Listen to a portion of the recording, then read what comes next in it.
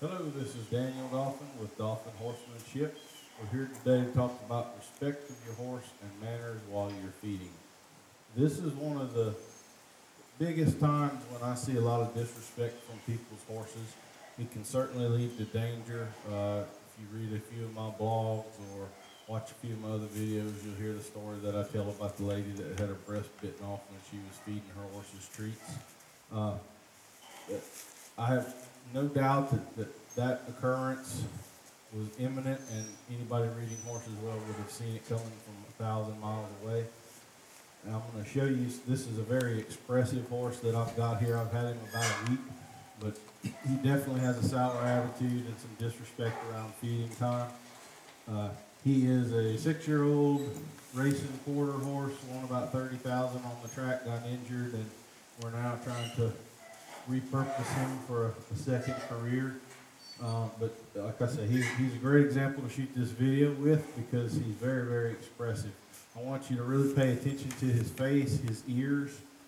One of the things that I do try to get across with people is to poke a hole in the unicorn theory or the Disney version of horsemanship. The real language of horses is absolutely full of threats and violence. What this horse is going to be doing is openly threatening me. I want all of you to understand that they're big, they're strong. This is probably a 1,300-pound horse. He's around 16 hands or so. He could kick me clean out of this pen. And a horse that's showing threats like he will here in just a second has absolutely no concern for your safety whatsoever. I don't care if you've been feeding and petting on him for a year. He breaks your arm, he's not going to lose a second thinking about that. All he's concerned about is that feed bucket. Very, very critical that you get these problems solved. I've had this horse for about a week now. He's way, way better than what he was when I first got him. It would take me about 10 minutes to feed him at first, and now it's down to just a couple of minutes.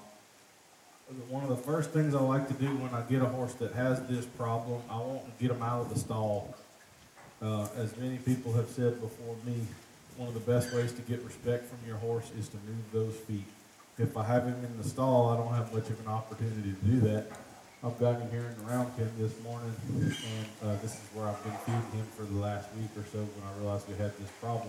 In here, I have a much greater opportunity to get him away from the feed and get my respect from him. Any horse that you're feeding needs to ask permission to come forward and eat. You need to be able to hold them at bay 10, 15, 20 feet away. They should stand there all day long until you allow them to come in to eat. That's just simple leadership. Dominant horse never ever gives up his food, so you need to be very careful about the way, what you're communicating, what you are communicating to your horse when you're walking away from that feed, the attitude that he has about it. So,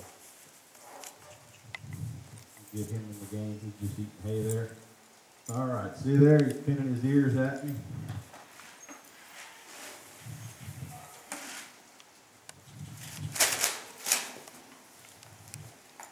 See there, he's got fully on ears pinned. That's a little better. Right? So there, his ears are up. You can see every time he faces me, he comes with a pretty sour attitude, and that'll change in just a minute. But it's very, very critical that you don't let your horse eat while he's displaying that attitude, and in fact, openly threatening you. When he's got his ears, now his ears like that, that's not a threat. Just because they're turned to the back, all that means is he's focusing on me and the camera. He's not threatening. Let's see if we can get his ears here in a second.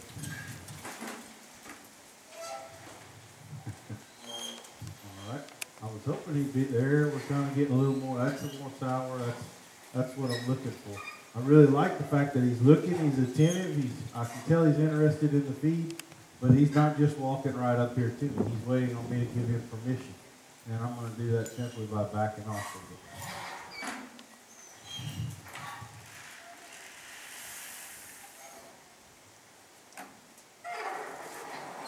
Okay, now he's had a pretty good attitude standing there for several seconds. So I'm going to back off and allow him to come in and eat. I'm still watching him. If at any moment he pins those ears at me, I'm going to get aggressive again and go to moving him away. That's a whole lot better. I'm happy that what we're doing is working, but I was hoping for the camera he'd be a lot more expressive this morning. Now, just because he's eating doesn't mean that that's his feed yet. I'm still in the pen. I'm still engaged. You can see his attention is still on me. I'm going to walk up here and drive him away from this feed. And I'm willing to bet he's going to pin his ears at me when I do that. So I want, baby, if you can try to really hone in on his ears. When they lay back on his neck, that is an open threat to my safety. Absolutely critical that you do not tolerate that. There, we're getting a little sour. That's not even full on. That's not great, but it's not bad either. Okay. But he's still definitely expressing a sour attitude. He's just not quite there, a little worse. So sour I'm not going to reward. I'm not going to allow him to eat while he's showing a sour attitude, but I'm also not going to treat it with as much punishment as I will the open threat. So his ears in this position, this is more sour. That's what I'm looking for there. There again, we're a little sour. You can see the ear focused on me is coming forward to me. There's good attitude, so I back away. There we have sour again. And this is how it should be for a period of time. This is why it took me 10 minutes to allow him to eat it first, because I would wait for a good attitude. As soon as I would get it, I would back away.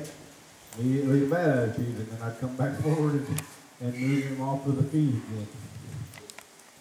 He does not get to eat with a bad attitude. And this is probably something that none of you would even think about with your kids at table manners.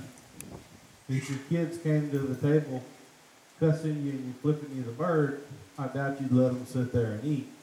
Unfortunately, many people will allow their horse to do that. Okay. And you can really see the way he came to that feed bucket asking permission to eat. I still have his full attention. He is waiting on me to walk up there and drive him off at any moment. And folks, this is really basic. This is just pecking order stuff. You'll notice I haven't really laid a hand on him. I will use myself, and I certainly would advise many of you, particularly if a horse is bad about this and kicking at you or something, don't just walk in there empty-handed. Get yourself a tool, a flag, a stick with a string on it or something that you can effectively close that distance where you can shoo him away but without being in kicking range or anything like that. And very, very aggressive. You need to move that horse off. Do not shy baby. Please, please, please. I want you to really get in there. Do not do it apologetically. He's getting a little close to me right there. You can see as soon as I got a little aggressive with him, this bad attitude comes right back. What type of attitude do you think this horse would have while I'm riding him and I'm asking him to obey commands? Obviously, he's also going to have a sour attitude then. When you're trying to get a horse changed and repurposed, that message of that attitude and what we find acceptable, it needs to be absolutely consistent. A bad attitude, a threat toward me, is never, ever, ever okay. It's not okay when I'm grooming him. It's not okay when I'm feeding him. It's not okay when I'm riding him. Too many people only concentrate on that stuff when they're riding him. Anytime you're around this horse, his attitude matters. Okay, that's our tip of the day. It's been Daniel Dauphin with Dauphin Horsemanship. Please visit our website and check us out for some clinics and other information. Thanks so much. Have a good day.